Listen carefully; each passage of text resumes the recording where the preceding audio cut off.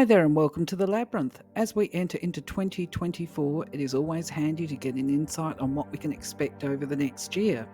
You will need to work out not only what your ruling number is, but also your personal year number. So your ruling number is based on your date of birth and your year of birth. Okay, so that is your day number, your month number, and your year number. So ruling number, just reminding you. So for a person that's born on the 25th of March 1985, we add the 2 plus 5 for the days to the 3 for the month. So that's 2 plus 5 plus 3 is 10. And then we add the 1 for 19, 10, 11, 20, 28, 35, and reduce it down to an 8 by adding the 3 plus 5. So that's the ruling number for this person, is the 35/8. A personal year is equal, as outlined here, to 25, 2 plus 5 plus 3, 5, 3, 8, 10. It's a little bit late in the day for me.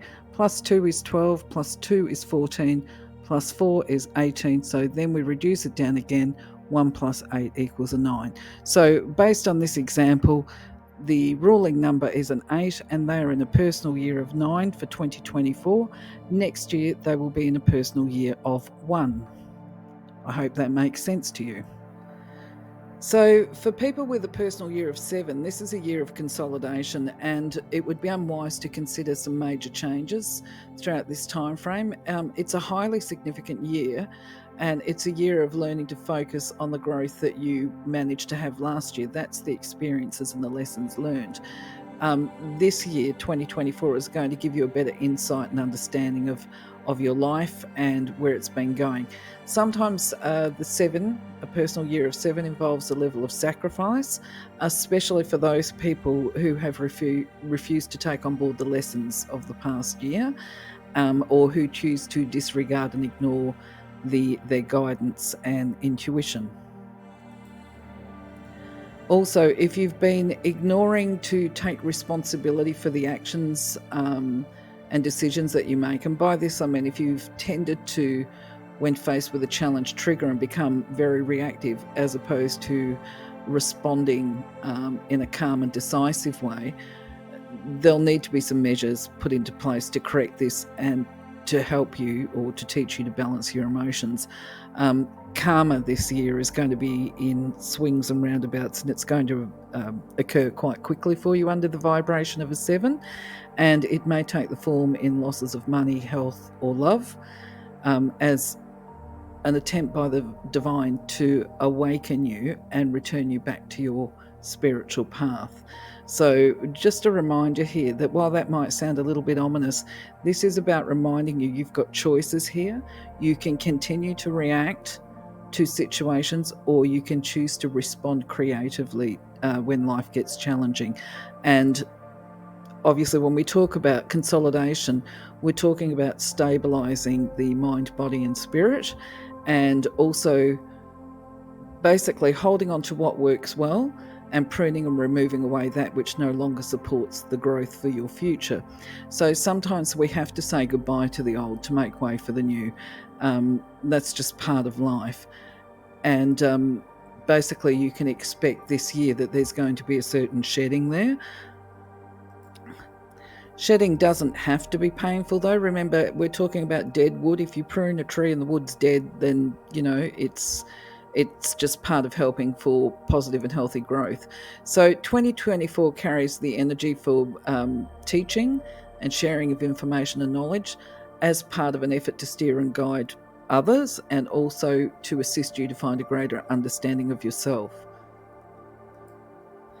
I would also recommend, based on this vibration, that if you don't currently meditate and you're not currently doing energy work, that you really start looking at some of the content that I'm loading up, because this is going to help you to remain balanced throughout the year, and it will give you some assistance as far as managing this reactiveness, because you really, what I see this message or the energy of this year, 2024, saying to you is it's time to develop.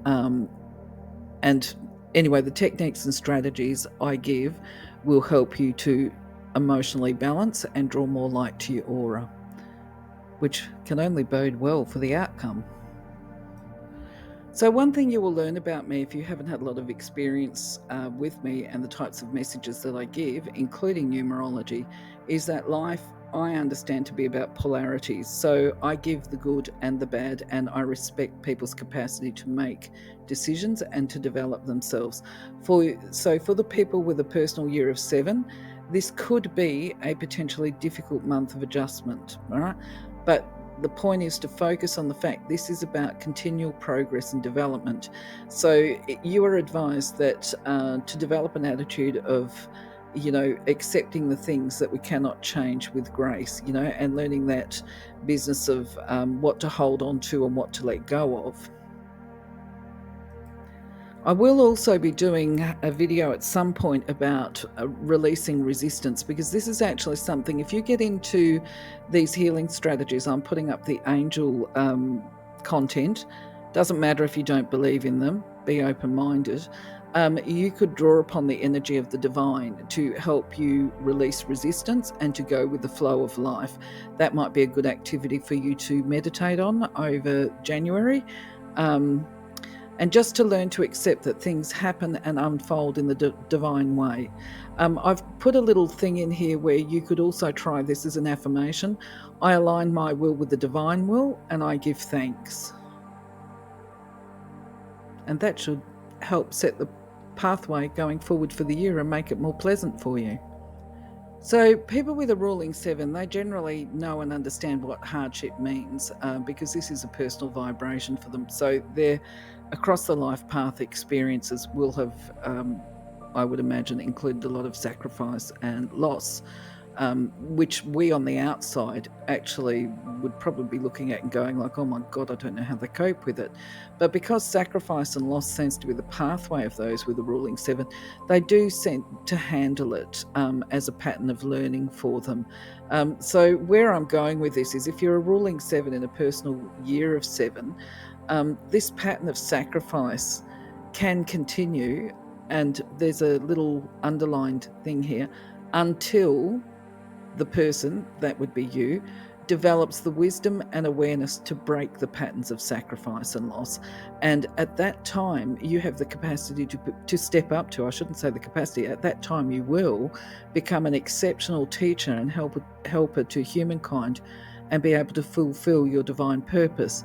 I want to reiterate here that I actually know an amazing spiritual teacher. She is absolutely gorgeous, and her ruling number is a 7.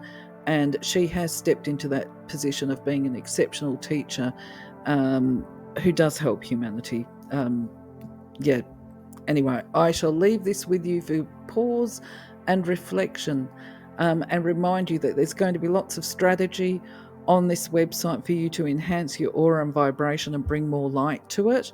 And that will certainly help with any adjustments that you're going to have to make throughout the year.